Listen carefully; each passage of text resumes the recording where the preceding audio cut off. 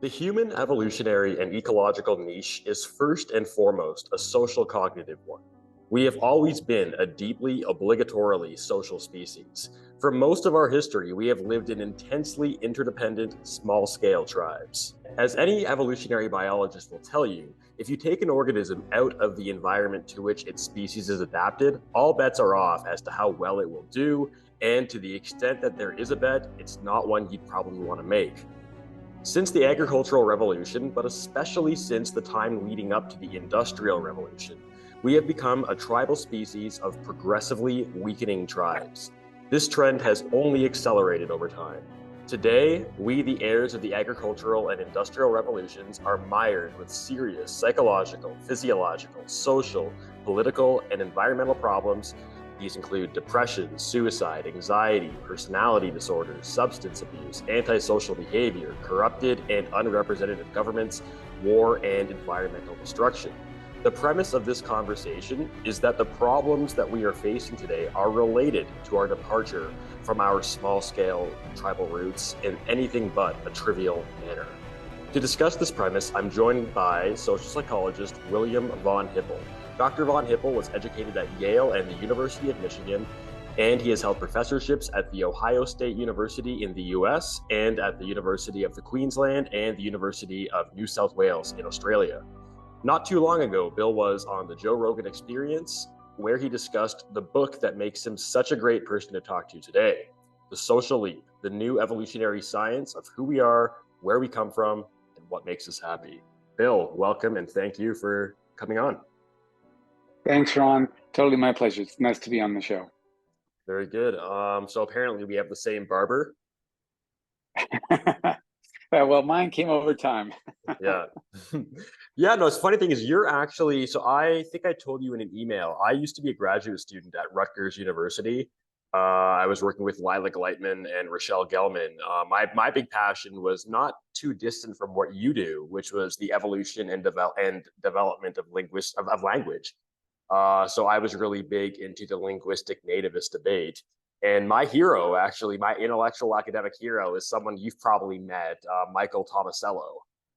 Yes, Tomasello is brilliant. He's a Absolutely. really wonderful guy. We had when Trivers and I did when Trivers and I did a sabbatical in Berlin, Yeah. Tomasello was still in Leipzig at the time. And Yep. so he and I took a trip down the Autobahn to spend the day with Tomasello's group. And see the wonderful setup they had there with the chimps, orangutans, and gorillas as part of the Yeah. Leipzig Zoo, and did a lab visit. It was really fun. And that debate, the linguist, like he was just one of the biggest rock stars in that debate. Because so for those who don't know, which is most people, and this is what I love this topic so much, because and it's different from what we're going to be talking about today primarily, but I think the linguistic nativist debate in psychology and the cognitive science, which basically means, is there a language specific module in the brain? Or are we learning our languages through other means, like either a domain general learning algorithm mechanism or some other set of more specific modules working in conjunction with each other?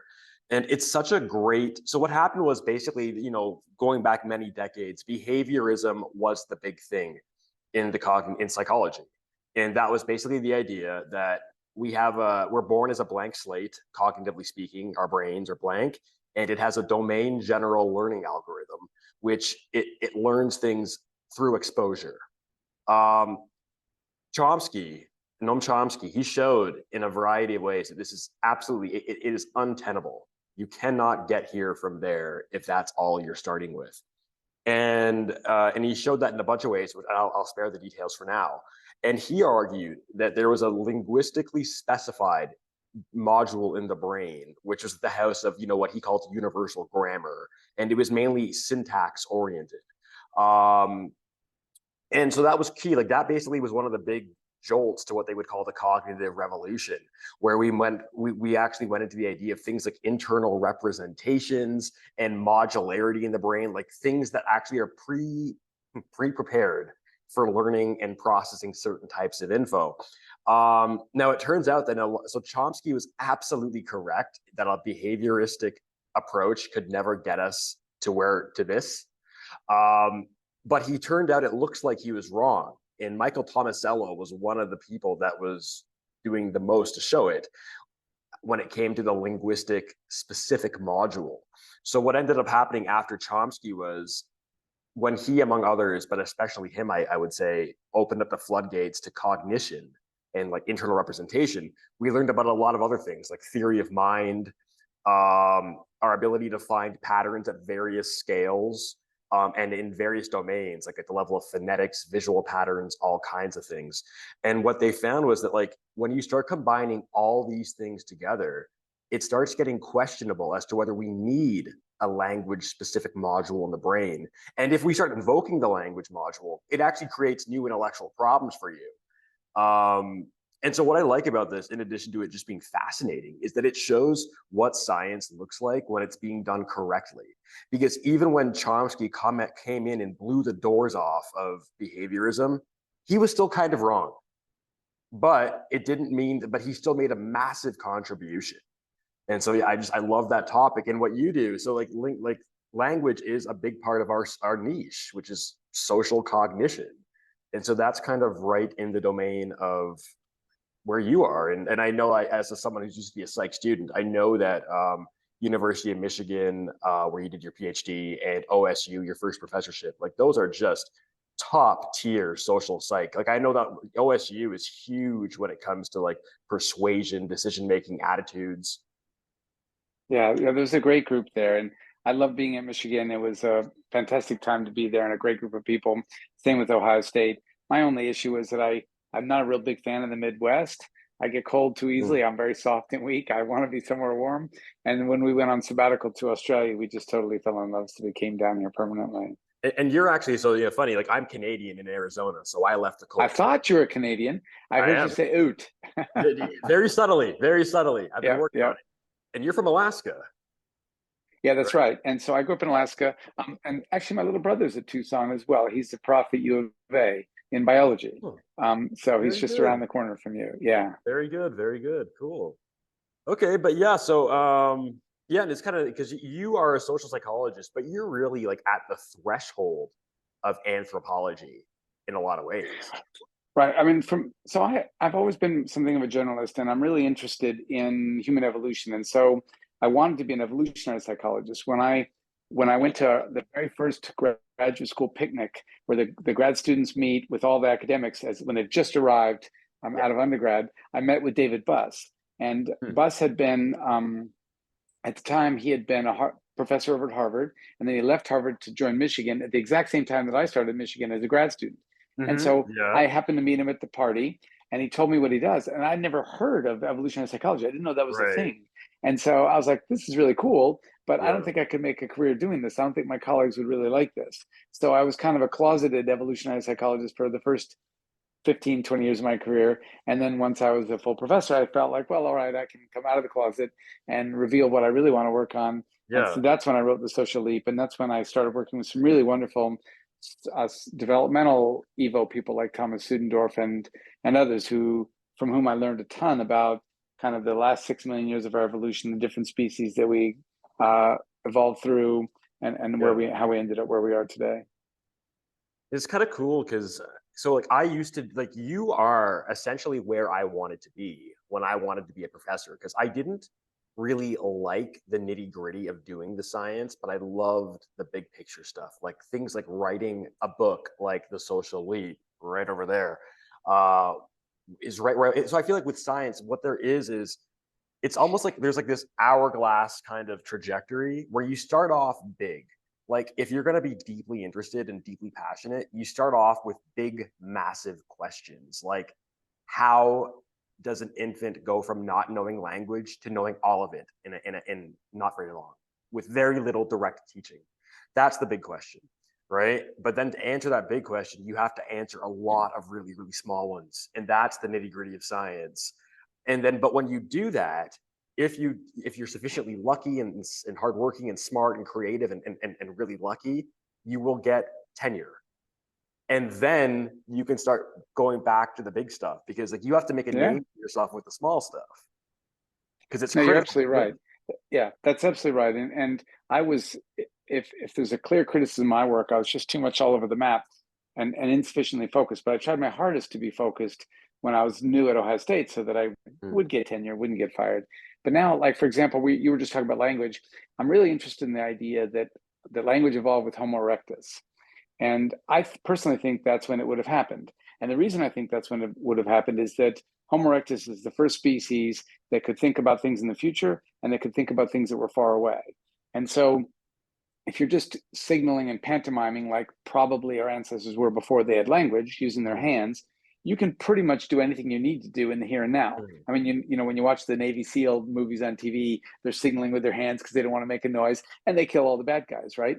So you know, you can communicate really well about the here and now without Mm. language. But the second you want to talk about tomorrow, or you want to Yeah. talk about something over that hill, it helps a Right. lot to be able to use language. And so at that point in time, there would have been a lot of evolutionary pressure on our ancestors to stop pantomiming and start speaking. Now, there's zero evidence for that particular conjecture, but it makes good sense to me. And it'd be really cool if some anthropologists were gathered, paleoanthropology types were archaeologists and such, gathered some data that could start to, you know, fill out that story. And so what I try to do is look around to see, can I find any evidence for Mhm. any hint whatsoever that possibly they were speaking then when we weren't, you know, that it predates Homo sapiens by hundreds of thousands of years. But of course, at this point, I have no idea. But it's a kind of fun, big idea to work on, and I Yeah. don't have the pressure of trying to, you know, demonstrate. I can just argue about it at this point in my career. And here, I know in academia for a very long time now, there's been a huge like emphasis on interdisciplinary studies, and this is like a good example of the value of it because if we can know through our like anthropologists and well, really our archaeologists and whatnot about when the evidence suggests that our ancestors would have had to have started using language based on what we can tell they were doing, then it helps a language acquisition researcher say, okay, let's look at okay, what do we know about the brains of organisms at that time, for example? And so it can be really useful. And And yeah, yeah, we have pretty good endocasts of brains of Homo erectus brains, and so we know yeah, that they're way bigger. You know, we've got a chimp at 380. We've got um, a Homo erectus at 960. We're mhm. at 1350, And and this so is you know grams, we're brain size grams. grams. Yeah, sorry, yeah. And Mhm. so we're a chimp brain on top of theirs, so we're way smarter than they are. But they're way smarter than chimpanzee was, and it's not unreasonable in my mind that they could have had at least rudimentary language. Yeah, and then as you've said in some of your other podcasts, which I've listened to, it's just amazing because it's one of the really cool things is it's almost like a compounding interest kind of thing, or just like positive feedback loops, right? Where the term you use is ratcheting up because it's like it's such a huge difference from the size of the you can give more precise numbers, but the brain size.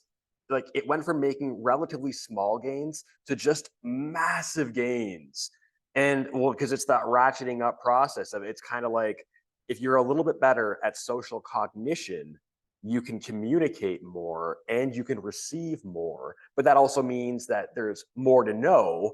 And if you can have more advanced kind of what we would call intelligence, you can understand more, communicate more useful stuff, engage in counterfactual reasoning and all that kind of stuff.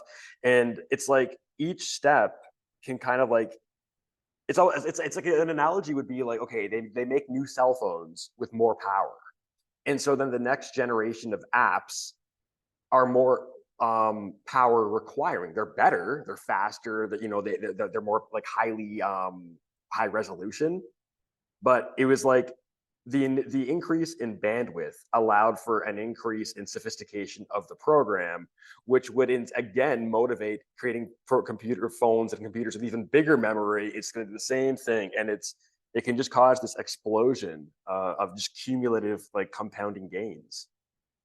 Yeah, that's a great analogy. I think it hits the nail on the head. And the other side of the coin, of course, is that every one of those advances brought us more calories to pay the rent on this bigger brain. And so, you know, every animal would benefit by Mm-hmm. being smarter, but they have to not just like be happier and live longer. They have to bring in more calories to pay the rent. And for most Yeah, animals, they don't have a mechanism to do that. But once we became group living, and we've already got hands, there's all sorts of ways we can manipulate objects. Now we can start paying the rent. And so every one of those apps in your yeah. analogy, gets fancier, but it also allows you to achieve more, right?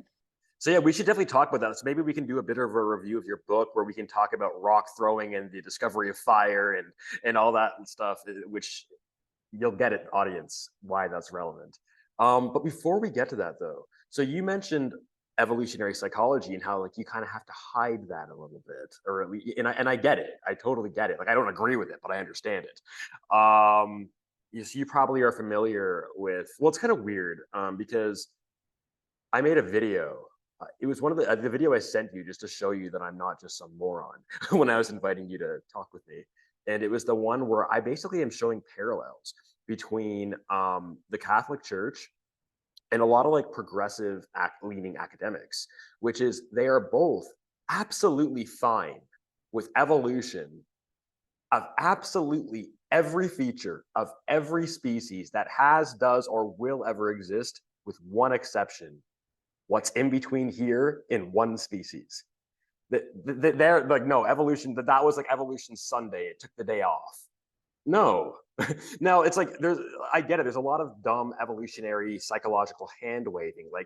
Here's an example of a stupid one. The reason that most of us are right-handed is because mothers would hold their babies with their left arm to get them close to their heart because they love them. And then when there was a predator, they would throw rocks at them with their right arm. That's a stupid evolutionary psychology. Maybe it's true, but we have no reason to believe it is. We shouldn't act like it is. But that doesn't mean that it doesn't make any sense to think that one of our organs is the only organ of any living species on our planet ever that is somehow immune to the pressures of evolution. You're exactly right. And it's the thing is, it's like everything else. What people want to be true and what they believe to be true, they're mutually reinforcing. And so a lot of people believe that it's going to be impossible to engineer a perfect society with perfect equality and perfect egalitarianism and everybody being able to do what they want to do, and doesn't matter what sex you are or anything else, that you can't engineer that society if we evolve, because that means that there's counter pressures.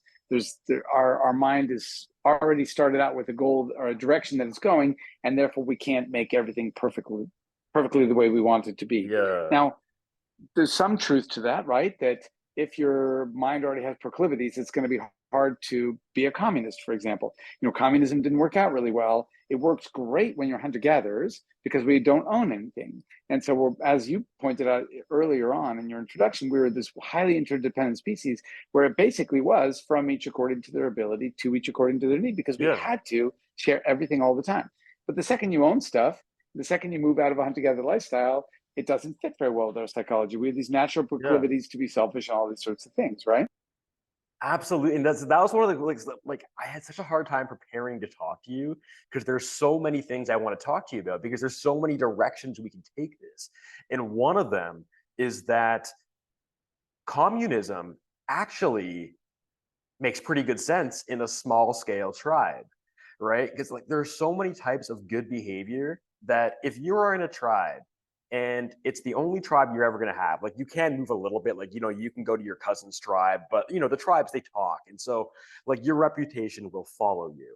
So basically, let's just say for all intents and purposes, this is the one and only tribe you'll ever have. If you screw this up, it's a problem.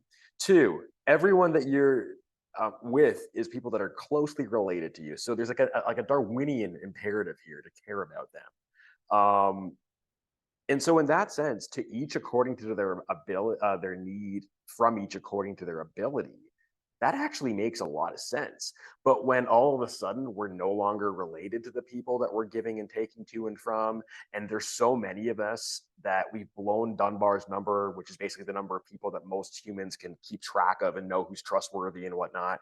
When we blow that out of the water, we cannot do a good job of knowing that someone is not taking advantage of us. So basically, cheater detection starts falling off a cliff. And so basically right now, because of our society is so big and so mobile, there has never been a better time in history to be a sociopath. Except the best time was before the year 2005. Social media is making it harder to be a sociopath again, right? Yeah. And so all those little reputation buttons, when Uber, I rent your Airbnb or I get in your Uber, all those things, and I puke in the back of your car, you're like, yeah, Bill was a terrible passenger, and then nobody brings him again. Yeah. And so we are returning in some ways to there, in some ways. But you're absolutely right. The the social pressures that were on us then are just not the same that they are now. And so the thing is, lots of people don't like evolutionary psychology because of these kinds of proclivities that we're born with. On the other hand, I think that you can take a look at, for example, Pinker's book, The Better Angels of Our Nature. Mhm. And in that book, you can see that we're 10 zillion times kinder to each other than we ever used to be in the past. The world was such a violent place back in the Middle Ages, and it's such a non-violent place now. And so, and let's take Vikings. Vikings were pillaging and raping and killing. That's what they did for a living for hundreds of years. And now they're the most peaceful people on earth. Nobody goes, "Oh, I'm not going to Norway or Sweden. I'll get, murdered over there." It's just you could lie naked in the middle of the street there, and somebody's just going to bring you a blanket. And so the thing is that once you change the incentive structure in a society, human behavior will change regardless of those proclivities, because we may well have a tendency to be violent, but that doesn't mean we're going to be violent all the time. That means that we're going to be violent when that's what butters our bread. And when it no longer butters our bread, we're going to stop doing it. And so from my perspective, if you want to mold a perfect society, you don't want to pretend we're a blank slate. You want to do the exact opposite. You want to understand what are the barriers that are in your way, what are the ways that men and women differ, or that people differ from how we'd ideally like them to be. Maybe all humans are this way. And what can we do to try to make things better than they otherwise would be? Although it's such a trade-off though, because on the one hand, like I think if you go back to the small scale tribes, and so that's one of the reasons why I mentioned war in my list. And by the way, I should have said this early on. This is not going to be just one big, myth of the noble savage kind of situation. But it's like, let's say if you're in a small scale tribe of like 40 people or something like that, and you see another band of people too, it's like if you're gonna fight them, you're not sending off like people from that you don't hang out with. It's you. You're fighting, or your sons and your daughters and your husbands and your wives. It's either you or someone that you are deeply connected to fighting, and they're fighting right in front of you. It's not like here we have this distant hands-off approach where it's like, yeah, like some kids who are 20 years old that I don't even know, they're going off to Iraq. Very different, right? But then it's like as we start engaging in agriculture and settling, then we have to start having like specialized soldiers, and so it's not you that's fighting, it's them. And then we start getting more and more advanced weaponry, and so like the consequences of war go up, the scale goes up, and so on and so on. um but yeah, so it's kind of, yeah, like and another thing too, another one of the trade-offs is like we are much more trustworthy now of people out of our tribe, especially weird people, Western educated, industrial, rich, democratic.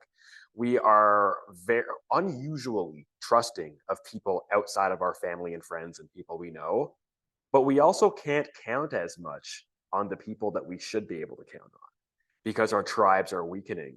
Like I'm Canadian in Arizona. My mom was a refugee from Africa. We are completely disconnected from everything we've known and the people. So yeah, like we're going to be very friendly to the person who we come across in the street, but the kind of social safety net we could have counted on a long, long, long time ago, it's impoverished compared to what it would have been. So there's a trade-off happening. Oh, I agree completely. And that trade-off is of it gets worse, so to speak. We become more and more disconnected constantly. Just in the last 50 years, you can see these effects happening as well. And part of the problem is wealth. As you get richer, I say to myself, well, all right, I could go ask my neighbor to borrow his lawnmower because mine's broken, or I could just hire it out. Well, if I ask my neighbor, he's going to ask me for something in return tomorrow. And so Right. screw it. I'm just going to hire it out. And we stop getting together with people. We stop counting on them. They stop counting on us. And all those interdependent networks start to break down. Exactly. And this matters, right? Because the way I put it is I like the idea of G.K. Chesterson's fence. Do not pull down a fence until you understand the reason it was put up in the first place, because it might be holding back something that is actually a problem.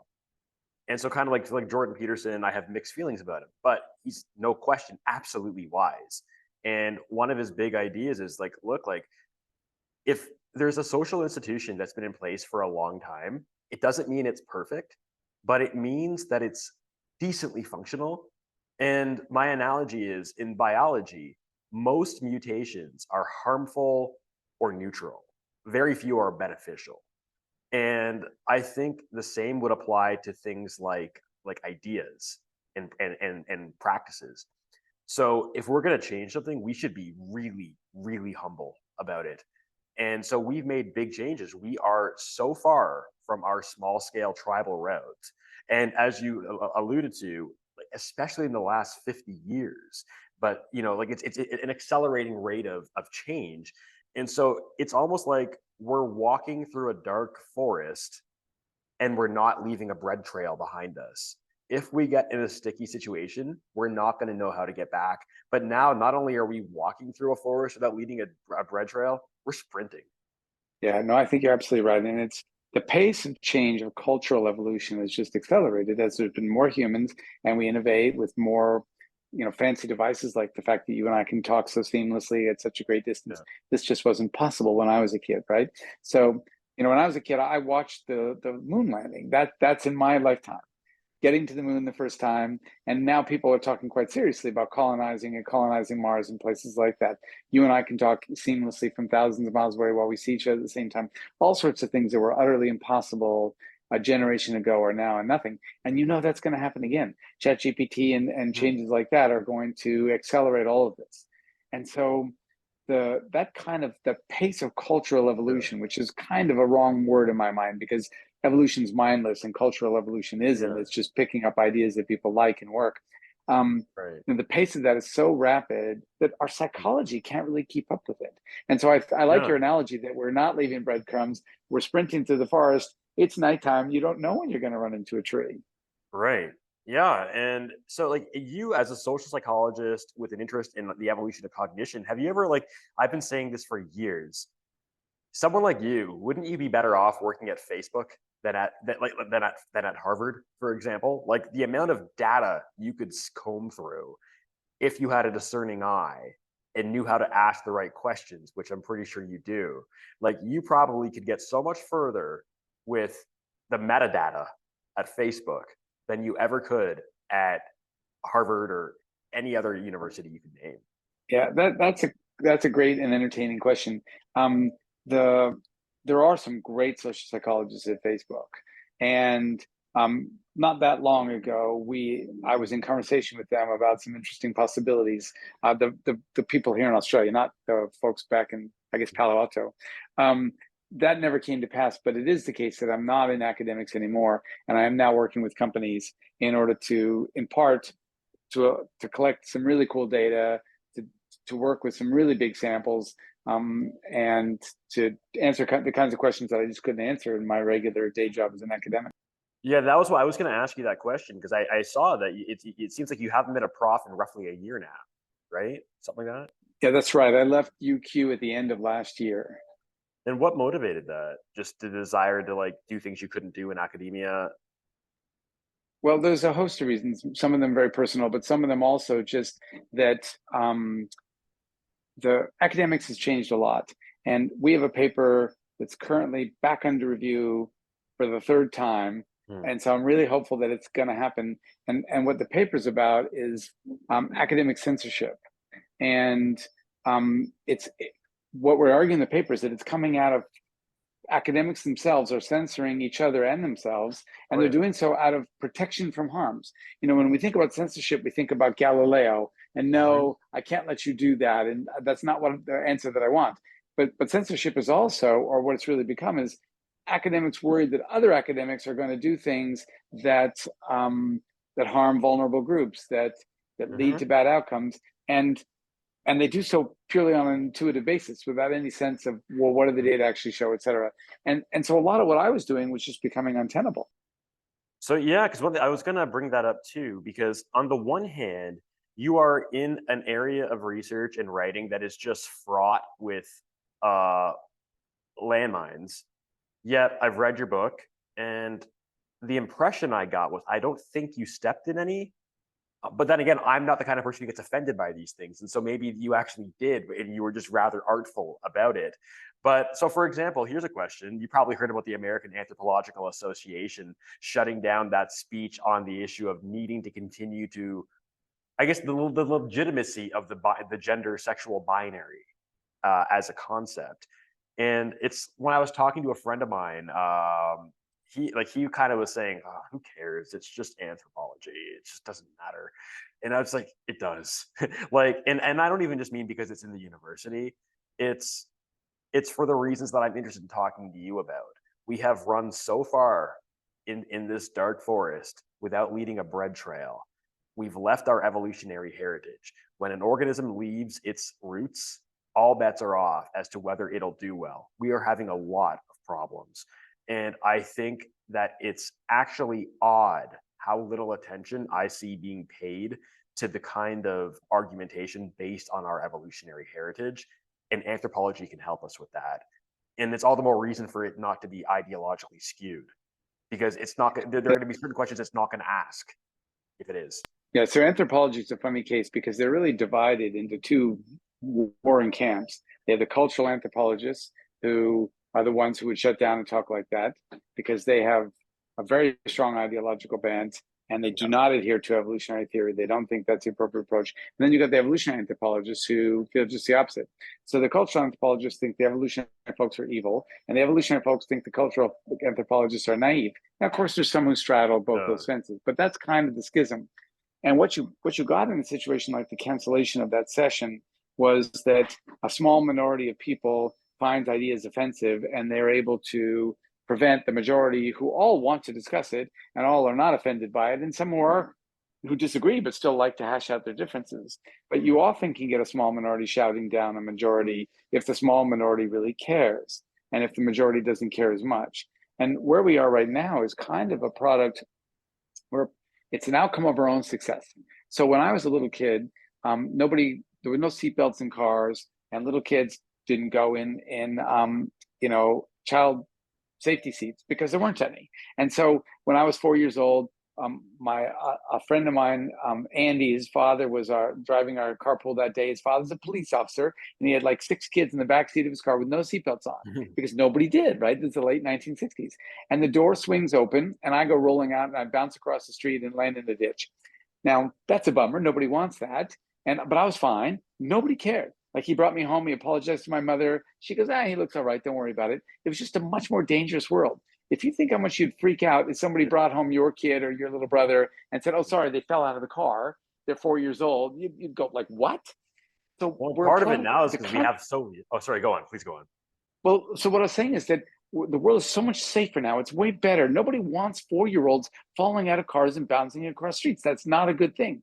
It's so much safer now that the consequence is now we care about things like our feelings. And so when I was little, if somebody made fun of me, my mother would say, "Well, who cares? They're just trying to hurt your feelings. Just ignore them."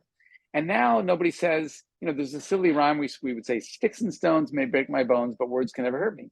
Well, now words hurt a lot because nobody's throwing sticks and stones at you anymore. It's a little bit like Chris Rock, who said that if you think words are violence, no one's ever punched you in the face. And basically, we're a product of our own success. It's nice that no one's ever punched you in the face, but the consequence of that is that you then lower the threshold of what you regard as unacceptably painful or violent or whatever. And one of those things might be talking about the gender or the sexual binary and how it might interact with gender,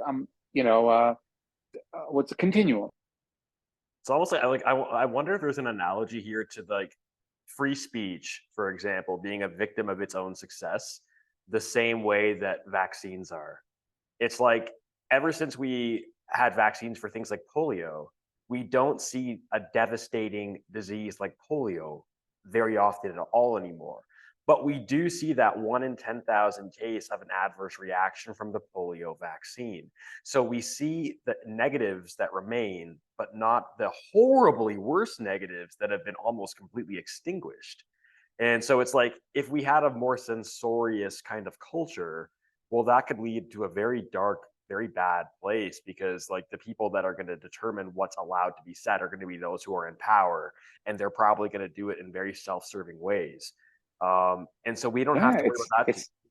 Yeah. So now we don't have to worry about that too much, but we are making an extra big deal about things that are, by comparison, not nearly as devastating. Well, that's exactly right. And the consequence is that whenever you censor anything, the free speech is one of the single most important things that a free society has. Once you start to censor, even if all you want to do is not hurt people's feelings, Mm. you've introduced a real problem.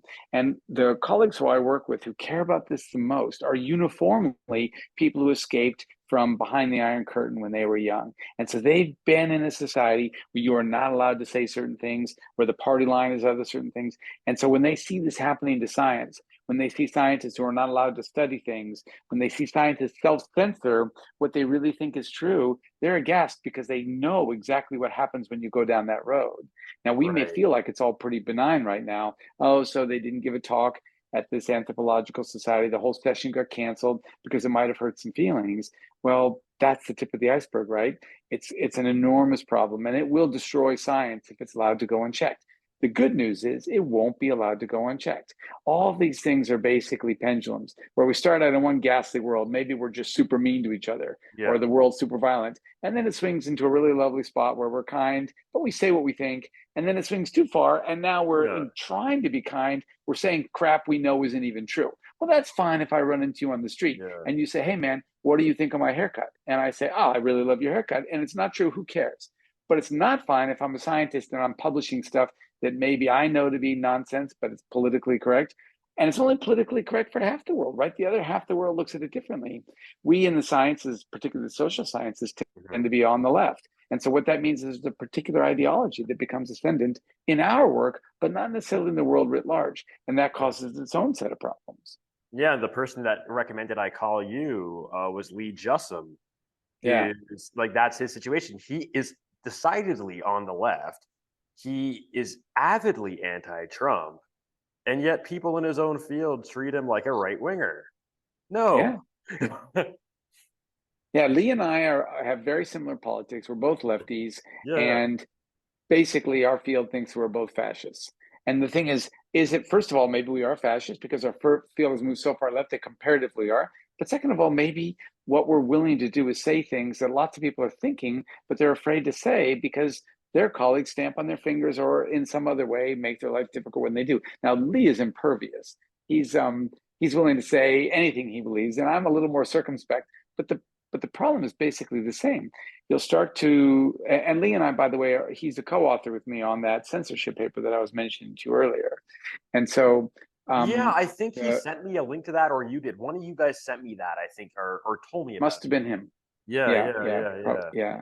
And so Very anyway, cool. the thing is, from my perspective, um, it starts to destroy both the science and the integrity of the science when you allow these ideological concerns to have a place. And so what you Mhm. really want is somebody who can be as horrible as they want to be, as long as they're only saying it, they're not doing it. They can say Mhm. racist stuff, they can say sexist stuff, they can say anything they want because that's what a free society allows. And then you don't win the argument by preventing them from saying it. You win the argument by showing them that they're wrong, by actually arguing with them. And unfortunately, we're not there right now, but I believe we will get back there.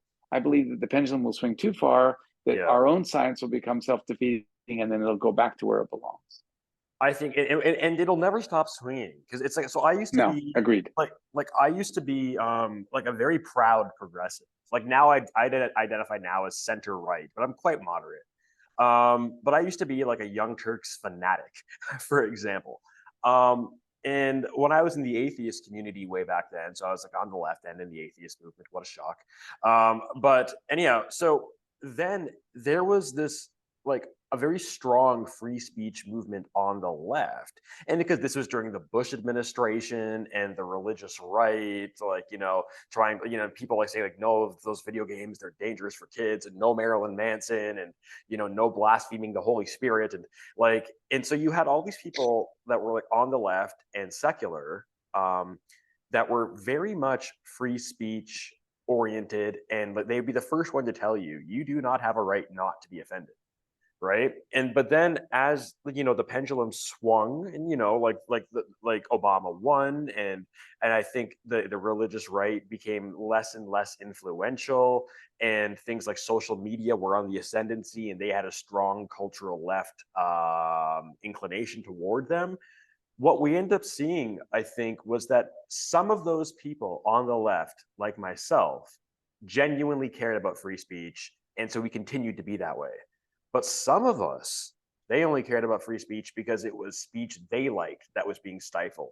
The second that that stopped, and then like the cultural power increased, and to the point where maybe like the left could start like shutting down some of the people that we don't like hearing from. Some of those people that were free speech warriors 5 years ago were very happy to put the boot down. And the same thing's going to happen again. So right now, there's going to be a Yeah. lot of people on the right that are very free speech. Well, it's like some of them, it's like Trump, free speech, free speech, free speech, and then he releases Truth Social. And it's like, yeah, you can't criticize Trump, you can't criticize Truth Social. Like that Mike Lindell, the My Pillow guy, creates his own one. It's like, yeah, you can't blaspheme the Holy Spirit. It's like, oh, okay, yeah, how about that free speech? How's that working out for us? It is. The thing is, it's human nature to be hypocritical, and it's human nature to be much better at seeing others' hypocrisy than seeing your own. So we are all hypocrites in some ways. We just, we each choose a domain where we're willing to go, where ideologically that's important to us, or scientifically, or philosophically, or whatever. And from my perspective, much like yours, I'm a squishy lefty, but I believe that free speech is paramount, and that the only way to be a proper squishy lefty in my mind is to be a squishy lefty who's a big believer in free speech and a big believer in winning by argumentation rather than shutting down. That happens not to be popular right now, but it will be again. If you're on the left, a big part of the left is sticking up for the people that have the least power. And oftentimes, those are the people who most need their speech protected because they're going to be the first ones shut down. And so it's very short-sighted. Yeah, it is. Whenever anyone tamps down on free speech, it's incredibly short-sighted. And unfortunately, it's also one of the first instincts that all of us have. We don't want to hear that shit, and so we try to stop it from being said. Right. But yeah, so just I kind of want to bring it back to the things we're talking about. And so there's so many, but this is where it's like there's just so much to talk about because, so for example, if we were still in small scale tribes, some of us would be relatively in our tribes. Some of the people in the tribe would be a little left leaning, some would be a little right leaning, or they disagree on this or that or whatever. But because they have this deep relationship with each other, this is the one tribe I'll only have. I disagree with Uncle Bill about this, that, and the other, and I think he's being rather stupid about this, but he did bounce me on my knee when I was a kid and threw the baseball around me, and he's actually a good guy. Like, I think he's wrong, but he's a good guy, right? And because of that, it would prevent you from viewing him as too much of an other, as too much of a good-evil dichotomy. He's evil, I'm good. And then also, because you're still talking to him, you could rein him back in. Don't let him go too crazy. In just the same way, he could bring you back. Like if so each one of you will have a tempering effect on the other. But when we start bifurcating the way we are, then we start ratcheting up, to use your term again, where if you're a lefty and you're only hanging out with lefties, then you're hearing the best of the left all the time, or at least the best of the left in the opinion of people on the left. And you're hearing the worst about the right because they're not going to show Ben Shapiro saying smart things. They're going to show him saying that, when he slips up in his speech or when he says something that you will find really offensive. You're not going to show him when he's sympathetic and vice versa. Look, I agree with you. I think the biggest problem that we have right now is that we become more and more politically polarized in part by not talking to each other. And so I grew up in Alaska, like we discussed earlier, which is a very red state. And so I'm squishy lefty, and tons of my friends are varying across the right continuum, and lots of them are big fans of Trump. Now, I think Trump is one of the most uniquely poor presidents we've ever had for a host of reasons that have nothing to do with his ideology, but have everything to do with his willingness to undermine democracy and his willingness to not follow the rules, to think that he's special. And but I like these people, and so the fact that they nonetheless love him just means that, well, all right, obviously people are complicated. I can't see a love for this guy, but I can see that you're my friend. And so we either choose not to talk about this, or we good and naturedly rib back and forth, or every once in a while we get into it. But the end result is that you start to realize, oh, just because you like that guy doesn't mean, to put it in Clinton's terms, that you're a deplorable. Now, obviously, some people are. There's deplorable people everywhere you go. But the key thing to understand, the most important thing in my mind, is that well-intentioned people don't necessarily hold the same values you hold, right?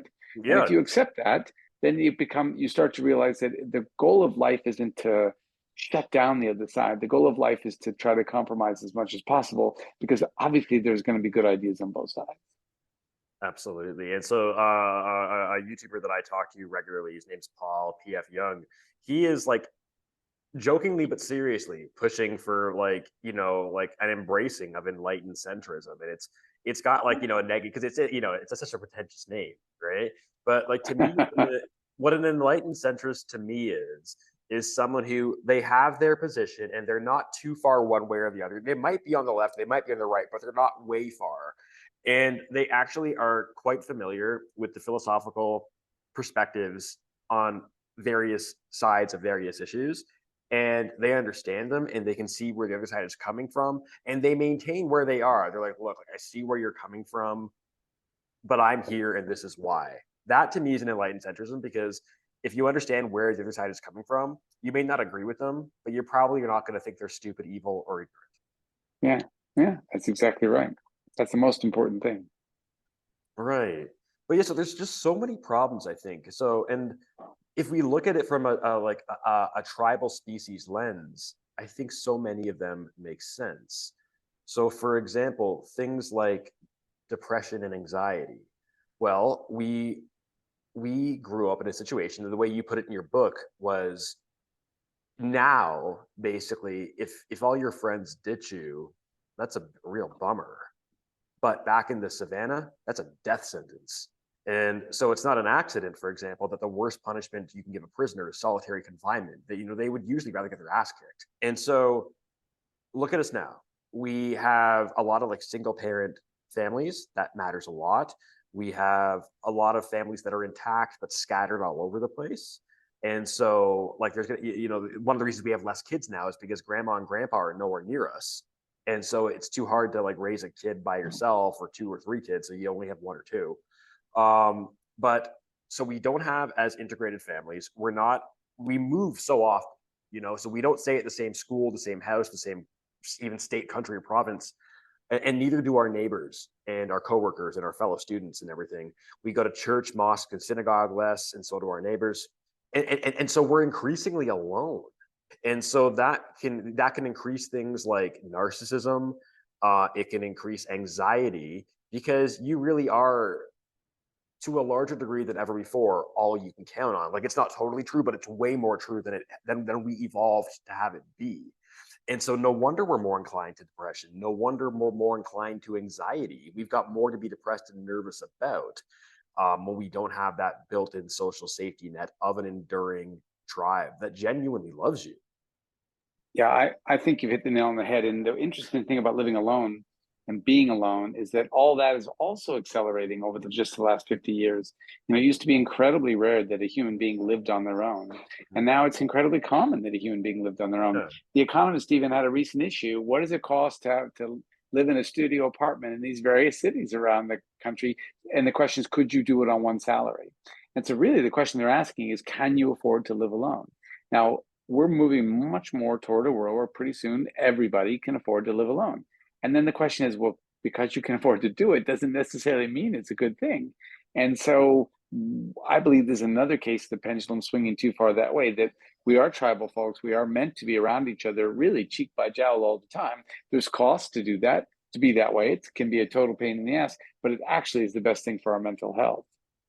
Although it's tough though too, because in places like all over Canada, like one of the reasons I left the country, because they have a housing crisis. It is unbelievably expensive to live in anywhere in Canada that I would want to live. And yeah, and so because of that, that has a lot of negative effects.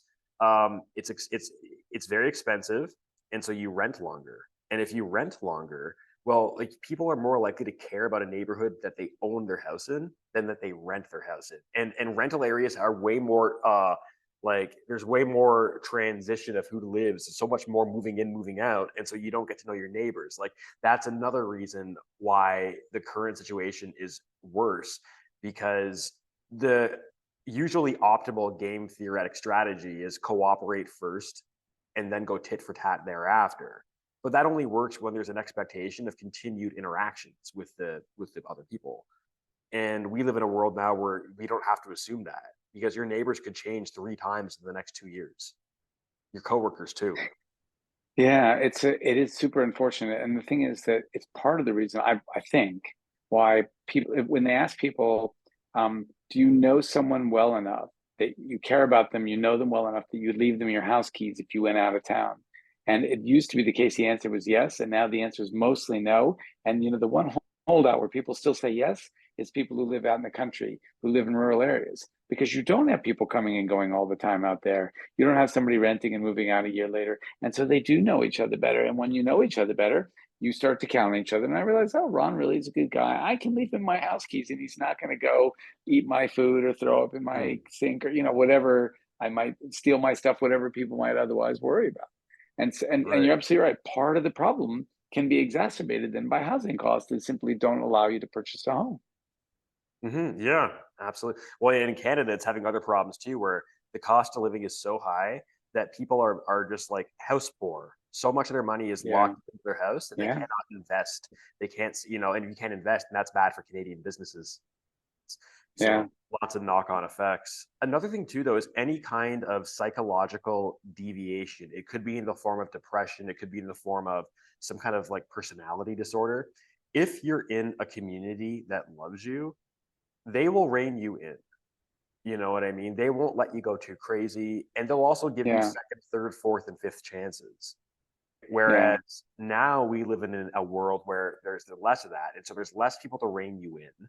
So you're more likely to go further, and then also the consequences of you not getting your stuff together are worse, because if you don't have people that are going to give you second, third, and fourth chances, then that puts more stress on you to not screw up, which can actually make you screw up more often because you're perpetually under stress of not screwing up. Yeah, I mean, I'm sure that those kinds of things play a role in the extraordinary homeless crisis that you see in the United States, where, every big city you go to, there's people living under bridges and, everywhere that they can find space. We're much more fortunate about that here in Australia, where we have a lot better social support. Hmm. But of course, there's homelessness everywhere. And then the key is, can you keep it limited to just those people who are adamant in their refusal to go into some kind of space, or does it start to expand to people just because they made a few too many mistakes and now they're having hard times because they don't live in a community where everyone looks out for them? Mm-hmm. Well, and And so tons of homeless in America are they sort of cycling through it, and the more you cycle through it, the more likely you are to stay in it. yep. Mm-hmm. Mm-hmm. And then increasingly, the only people that are going to talk to you are other people that are homeless. And so, like in a way, it's like whatever aspects of your personality that got you there could get ratcheted up because you're around people that are also sharing in that. And so, have you read Joseph Henrich's book, The Weirdest People in the World? It's a lovely book. That's the I always forget which title's which. That's the most recent one where he goes to the history of Europe, right? Yeah, Yeah. that's a lovely book. Yeah, This we this quite is one enjoyed of it. it might be of my like it's one of my favorite cognitive science oriented Oh, good. psychology books I've ever read. And one of the coolest things, and this is why I think there's this you're kind of right at this nexus, which I think is needed, which is like interaction between anthropologists and psychologists. Because one of the cool things he talked about is the big five personalities traits, extroversion, openness to experience, neuroticism, and so on. And this was believed to be a universal set of parameters along which people's personalities varied. Um, no. What they found was when they run those same kind of personality inventories in non-weird, as in non-Western educated, industrialized, rich, democratic places like tribalists and whatnot, their personality traits often collapse down to like two basic variables, which basically correspond heavily to the lifestyles of their area. Are you more oriented towards productivity in the sense of like accruing resources, or are you more oriented towards social harmonizing in your group? So one of them is like sort of like more male typical. One of them is more female typical, though plenty of overlap. And the idea in this book was that we all have our kind of inclinations, but as we moved, during the period of the Industrial Revolution and whatnot, and people moving to like urban centers to find work, they could start finding work that would make use of their inclinations. So if you were more thing oriented, you could move in a direction that's like more along the lines of like engineering kind of stuff like that, mechanics. But doing that would reduce your exposure to other types of personality types and it would increase your exposure to people that are more like you. But and then you'd also be competing with them to get further along. And so it's like if you were already somewhat thing oriented, this situation incentivizes you to double, triple, and quadruple down on a thing orientation while increasingly ignoring other orientations. And so, by the same token, it's like this is an example of how if we separate from our tribes, because it's like if you're in your family, not everyone in there is going to be an engineer. You're going to have some people that are more kind of people oriented, and you'll balance them out and they'll balance you out. You'll pull them a little bit math and they'll pull you a little bit, music. But now we're bifurcating way more, and so that so you can get more things like extreme interest types, extreme personality types, and sometimes so extreme to the point where it's pathological. From my perspective, part of what's so interesting about that is it resembles the kind of gene environment interactions whereby one of the ways that genes have their influence on us is by causing us to select certain environments. And so when we all are exposed to the same environment and we've all got no choice, but that is going to be our environment, we are hunter gatherers and that's just what we do. Well, then that doesn't really, your genes can't cause you to select an environment. Everybody's going to be forced into the same environment. And so the dispersion in our traits is going to be less, kind of along the lines of what you're talking about. In contrast, as we start having more power over our own destiny, what's interesting is that two things happen. One, we start to get less and less like each other, but two, our genes actually start to have a bigger effect. And so one of the interesting ways that we see this in the world, I'm not sure if you've run into these data, but when you look at, there's a lovely paper in Science that reviewed a lot of it. When you look at societies that are more or less gender egalitarian, you find that the more gender egalitarian they are, the bigger the difference in men and women. And because what those societies also are is there are societies that allow kind of anybody to do whatever they want. And so if I'm in, for example, Norway, it's a rich place and I've got lots of opportunity. And so I can decide I want to be a poet and I'm not going to starve to death. But if I'm in Algeria and I decide I want to be a poet, I may starve to death because there's not a big market for poetry there. And so if I'm also good at engineering, I'm probably going to be an engineer and not a poet because that's a much more lucrative career that I can pursue. And my country's not wealthy like it is in Norway. And so what the interesting consequences is as countries become rich and egalitarian, which tends to go together, human differences start to become larger rather than smaller. Yeah. The way Peterson would put it is when you flatten out the social, you maximize the underlying genetic factors. And it kind of makes sense because it's like if the social situation is so tolerant of various types of people and applying so little pressure, then it allows what was underneath to kind of come through relatively unimpeded.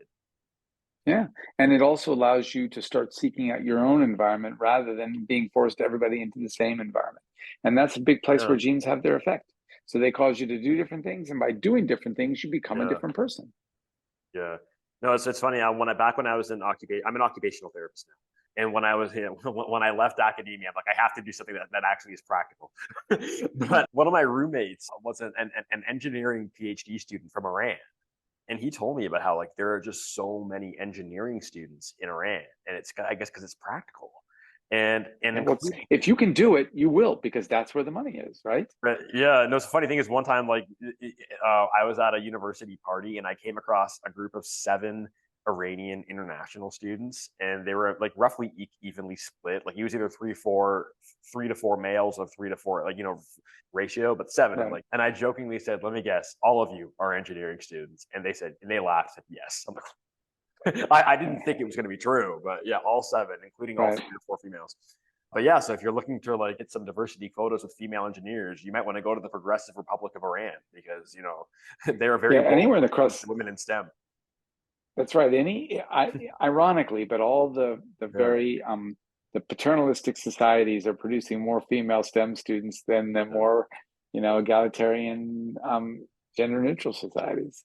Although I will say, to be fair though, that I think in Iran, engineering, like that kind of the intellectual side of engineering, is often viewed as women's work because it's not so physical, it's intellectual.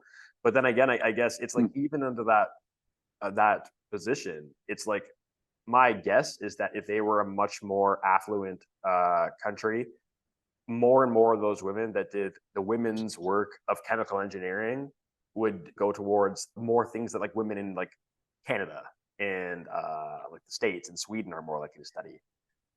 So there's some lovely evidence that people who are only good at math are highly likely to go into STEM fields, but people who are good at math and English and verbal, whatever the language is, are less likely to go into STEM fields. And it turns out that two-thirds of women who are good at math are also good at Yeah. verbal, and only one-third of men who are good at math are also good at verbal. By also good, I mean their talents are equally balanced. And so it's probably not your sex per se or your gender, however you want to categorize Yeah. it, but rather is probably the balance of your own abilities. We tend to seek out things that we're good at. And if we're good at lots of things, STEM may not be at the top of our list. Right. What else have I got ideas wise here? So yeah, we talked so like the war thing I talked about how when it's just small tribal bands, there's only so much damage they could really do. They're not going to nuke a continent. Well, yes and no. I mean, so Lawrence Keeley's got this really lovely book called War Before Civilization, Mhm. and he points out that you're exactly right. What you end up having is very small scale skirmishes where a couple of people get killed or injured, but they're relentless and constant. And so in the end, you've got people dying of violence at the same rates that you've got in like World War II, even though it doesn't happen all at once and it doesn't happen on the same battlefield. It just happens over the course of your lifetime that your probability of dying by violence in most hunter-gatherer societies is way higher than it is even in medieval Europe, where it was awfully high, and way higher there than Canada or Australia, places like that now, or even the United States.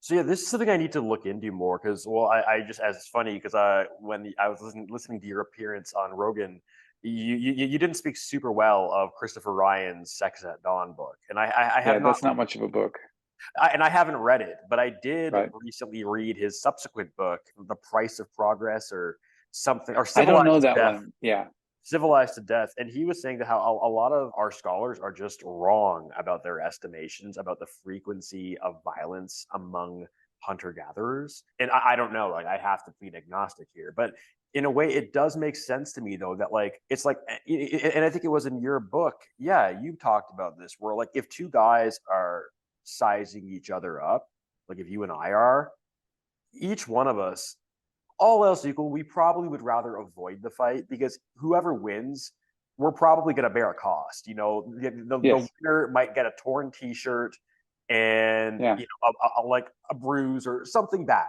right? And maybe the cops might come and give us all trouble. So we'll make various types of displays in hopes of communicating to the person that if we fight, I will win. You might want to cut your losses now. And I yeah. right, but that applies when it's you. Right? But what about when you have like a standing army that you can deploy that your kid is not in, right? And the Yeah, war is so going to be there's like at a distance too. yeah, there's some of the elements are still there because if my standing army loses to your standing army, maybe I'm going to find you on my doorstep, and I don't want that.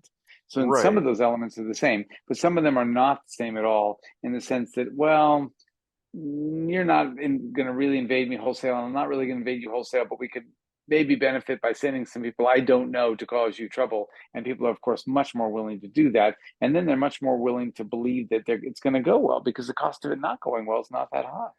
Well, and there's also the option too, though, back in the tribal area. So, like, okay, so one thing that that could dissuade fighting in excessive amounts is that it's you or people directly close to you that are going to have to do the fighting.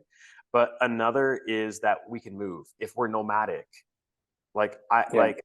Like if I think I could just be like, not worth it, not worth it. I'm just, hey guys, we're gonna go that way, okay? You know what I mean? Like, Yeah. it's not like I have to defend my house, right? Because Exactly. And I think that, yeah, I suspect that a lot of human migration was driven by not just looking for something better, but escaping the nasty guys to your left.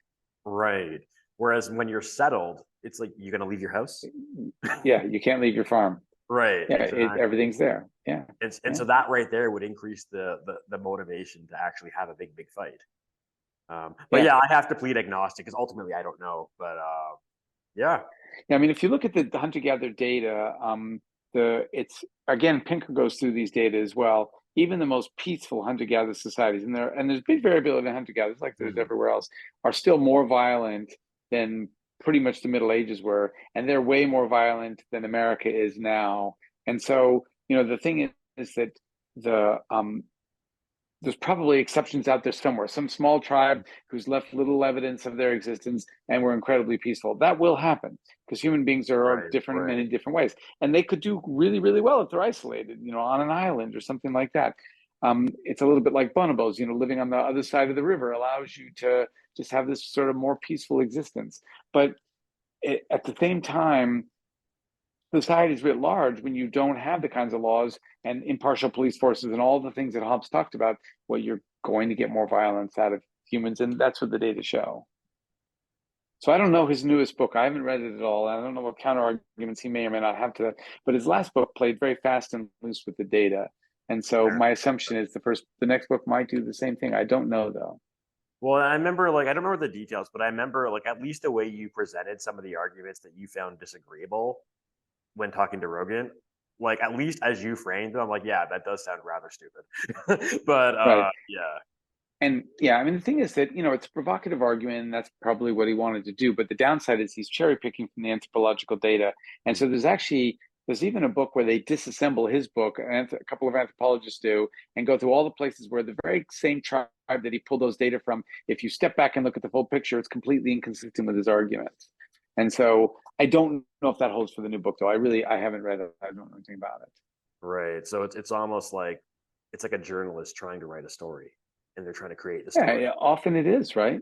Yeah. And Yeah. that's actually been And a the, problem in social psychology a lot lately too. Like people are trying to like researchers, some of them, they're trying to create sellable scientific studies. Like they're trying to shock the world yeah, or Yeah, whatever. well, that's always a problem that unfortunately, part of the way our bread is buttered is by saying outlandish things or by papering over inconsistencies to make our theories seem more true or to make our theories seem like they account for more of an effect than they really do. We're Right.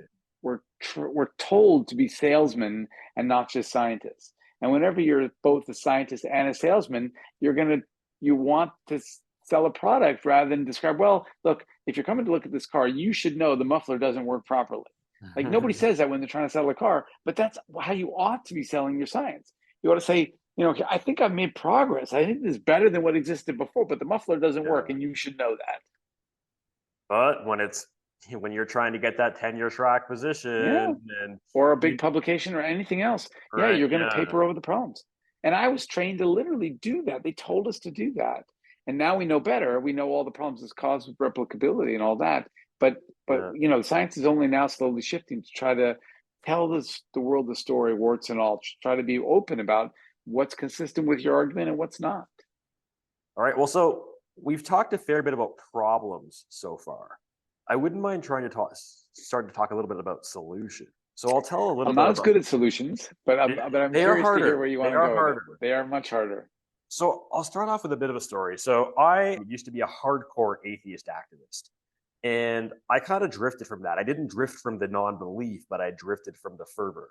And then maybe like 3 or 4, maybe 2, 3 years ago, I started going to a church. And there's a few reasons, and as a non-believer. And there's a few reasons. One, I learned from Jordan Peterson, there's a lot of wisdom in religious practices and the Bible that are not contingent upon God being real for the wisdom to be actual wisdom. So there was that. And I just wanted a community. Like I lived in Tucson where I still live now. And a lot of my friends had left town in the last year or two prior to me going to this church. And so I wanted to make friends who I felt like they're still going to be here in 10 years. And so like people at church, they're not going anywhere. Right. And so I knew someone at the church too. And I knew him in the group of a friend group that was like half atheist, half Christian. And he got along well with everybody. And he loves this church. And so I felt like, hey, these people can't be that bad. So I started going and I ended up actually converting and became like this very murky, like agnostic, but Christian.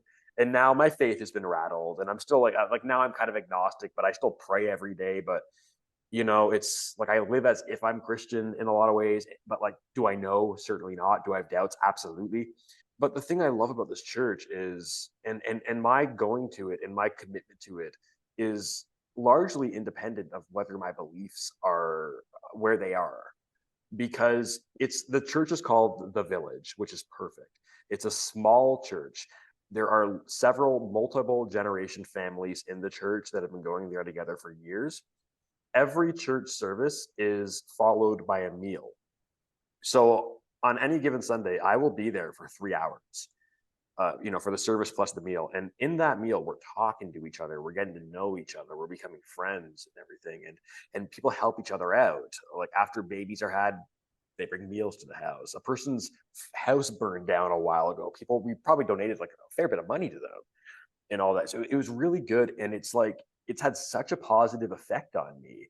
Like I brought my mom there when she came and visited me and she loved it. Like she just like, and my mom's a non-believer. When I told her, my mom and my stepdad, they'd been retired for a few years and they were kind of getting bored. Some of their friends had left town. And I just said, like, why don't you try and go to church? And my mom, this is like 2 weeks after I converted. My mom's like, Ron, don't try and convert me. Like, I'm not. Do what I did. Go as an atheist. Because, like, Right. find a place like this where you have this enduring community where, and treat it as in your job here is to make every effort to always give more than you take and really get to know the people. And unfortunately, it's really hard for an atheist to find this outside of religion. I think religion's one place to find it. The family, as long as it's intact and deeply, regularly meeting, that's another one. A long-standing community where people don't leave much, that's a good place. But so religion, if you're an atheist, that's out. If your family is not well integrated, that's out.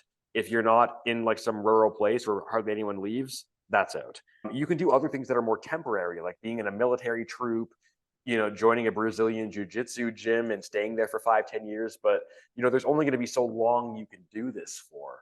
And atheists, we've been like, well, they've been really bad at creating religious parallels to this. And it kind of makes sense because when it's family, this is the one family you'll ever have. So you have an incentive to mend fences when they need mending as opposed to just saying, screw you. So there's that. Whereas if you're just creating a group, but there's not that there, what is to stop you from leaving upon disagreement? What is to stop you from saying, look, we're having a problem here. We need to work together to solve this. Believing in God, that can do it. The family can do it.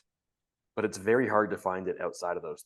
Yeah, I think you're right. I mean, it's an unfortunate thing that atheists don't have their churches, right? Because the believing God does provide that glue. And we know the data are very clear that people who engage in more religious activities are happier. And the more social those activities are, the more it has an impact. So reading the Bible on your own has a little bit of a happiness effect. Praying on your own has a little bit of a happiness effect. But the big happiness effect is going to services. And so it obviously is doing something important for people. And I think that you are walking through a lot of what those important things are. It would be nice if there was a secular version of that. So it didn't have to go with just those folks who actually believe that there is some sort of higher power. It'd be not because, the world's also moving away from religion. And so you're getting more and more people who don't have that anymore. Whereas ancestrally, we all had that. So we don't have it, as you say, in our societies. And then we don't have it in our religions if we've left religion, and it's hard to find a place that you still have it. The key is, though, those ingredients are hard to all bring together in the absence of some reason why you ought to be there. It's very hard to get everybody to agree to go on a certain day of the week where they're all going to be there. So they don't show up and nobody's there. It's hard to get them to agree to sacrifice on each other's behalf. It's hard to get all those things to happen if there's not some fundamental underlying belief that, like the sort that religion provides. And so, like, I actually made some videos putting forth the arguments about Christianity that made me say, okay, these actually might be true. I'm not saying they are, but they actually, like, maybe, seriously, maybe, right? And the reason I did that was because it wasn't to convert atheists. It was my position, my hope was that if I could at least get atheists to be like, okay, it's not, these beliefs are actually, they're not the silliness I thought they were. Like the Christian God, for example, is not on par with the flying spaghetti monster. There is more reason to believe in one than the other. And yeah, it could all be false, but like in order to it cannot be just a philosophical argument of like, if God created all, who created God? Because once you have to, the prophecies make it so that now you have to do more work because the prophecies make it such that we have to treat this God as being different from just any potential God. And could the prophecies be wrong? Totally. Now you're going to have to go back and like do a lot of scholarship and reading Latin and reading Greek or reading the works of people that have done that and doing a lot of historical tracking. And it could totally be shown to be wrong. But that's a lot of work. And so given all that, it's like now that you cannot just dismiss it with a 10-minute philosophical argument, I think it's a little bit easier to hold it in less contempt. To be like, okay, if I can't dismiss it anywhere nearly as easily I thought I could, maybe I've been talking about it like it's as if it was more stupid than it is. Maybe it's not that dumb. Maybe it's wrong, but maybe it's not the dumb thing I thought it was. And if I think that, maybe I'd actually be willing to be caught dead walking into a church. And if I did that, maybe I would actually find my first community. And maybe I'll never change my belief. Maybe I'll be an atheist every single day in that church for the next 30 years. But now I have a community that loves me and that I love and that I take a pride in being a member of and contributing to. That would be a better thing. Yeah, I'm a huge believer in that sort of thing. I do not like treating any ideas with contempt.